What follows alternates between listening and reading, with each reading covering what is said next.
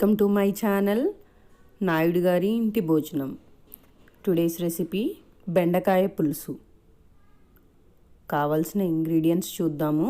చింతపండు పులుసు, ఆయిల్, బెండకాయ ముక్కలు, టొమాటో, ఉల్లిపాయ, పచ్చిమిరపకాయలు ఒక 2, కరివేపాకు 2, వెల్లుల్లి రెబ్బలు, ఉప్పు,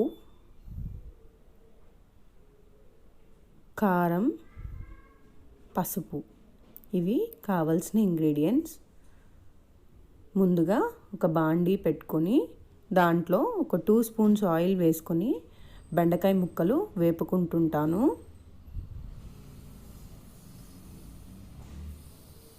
ఇవి వేగుతూ ఉంటాయి.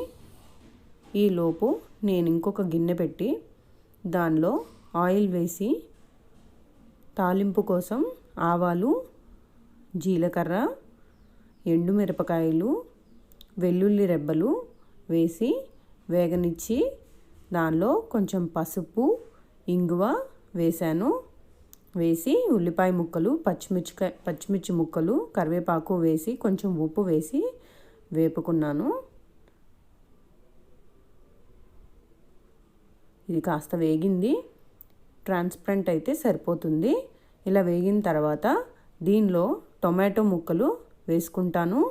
ఇవి ఒక 3 టొమాటోలు, మీడియం సైజ్వి 3 టొమాటోలు కట్ చేసి వేసుకున్నాను. టమాటో మషీగా అవ్వాలి. టమాటో మషీగా అయిన తర్వాత దీనిలో ముందుగా వేపుకున్న బెండకాయ ముక్కలు వేసుకుంటాను. మెల్లగా కలుపుకోవాలి, లేకపోతే ముక్కలు చెదిరిపోతాయి. ఇవి వేసుకొని ఒకసారి దీనిలోకి సరిపడా కారం వేసుకుంటాను. ఒక 1.5 స్పూన్ కారం పట్టిద్ది. పులుసులో కొంచెం కారం ఎక్కువే పడుతుంది, చింతపండు వేసుకుంటాం కాబట్టి. ఒక 2 స్పూన్ల పెద్ద స్పూన్ల చింతపండు వేసుకున్నాను. వేసుకొని నీళ్లు పోసుకొని ఒకసారి కలిపి ఉప్పు చెక్ చేసుకొని ఉడకనిచ్చాను. ఇది ఉడికింది. ఇప్పుడు దీనిలో కొత్తిమీర వేసుకొని స్టవ్ ఆఫ్ చేసుకుంటాను. అయిపోయింది. టేస్టీ బెండకాయ పులుసు చాలా బాగుంటుంది అన్నంలోకి. ఒకసారి ట్రై చేయండి.